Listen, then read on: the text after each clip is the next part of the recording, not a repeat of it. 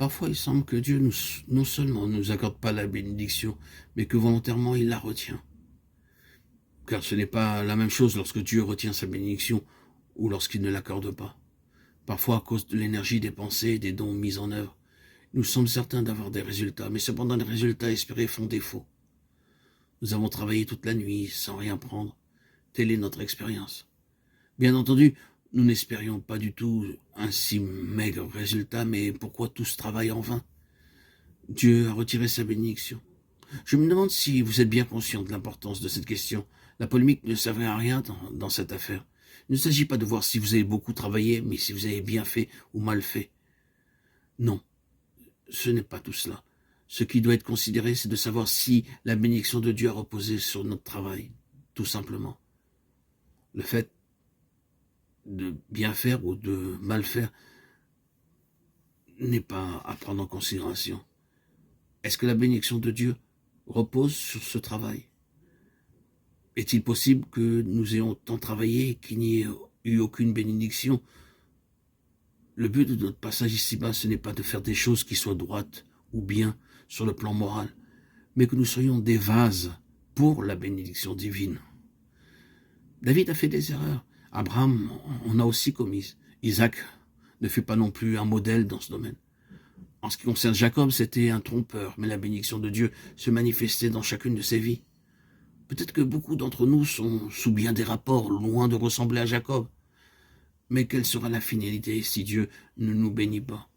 Oh, puissions-nous être de ceux sur qui repose sa bénédiction. Avec cette bénédiction, beaucoup d'âmes seront sauvées. L'œuvre s'étendra bien au-delà des limites actuelles.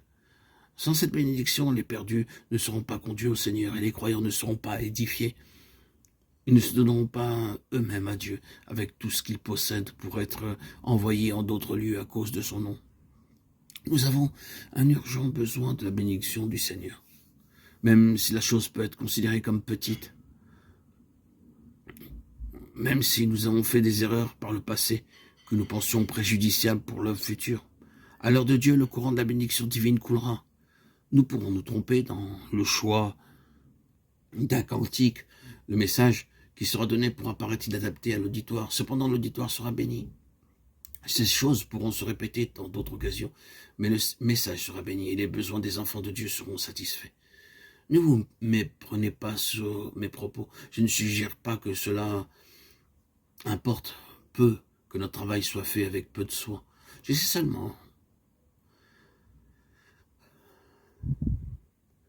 que là où la bénédiction du Seigneur coule librement, il met de côté tout ce qui peut entraver son cours. Rien, non, rien ne peut lui résister. Dieu a dit, j'ai aimé Jacob, mais j'ai haï Ésaü. Son bon plaisir était sur Jacob, c'est pourquoi sa bénédiction s'est manifestée dans la vie de Jacob. Ne mésestimons pas la bénédiction du Seigneur, elle favorise le salut des âmes et la consécration des vies et des biens. La bénédiction du Seigneur demeurant sur une vie peut signifier le salut de dizaines d'âmes et la consécration de centaines de vies. La bénédiction de Dieu a une grande incidence sur les résultats.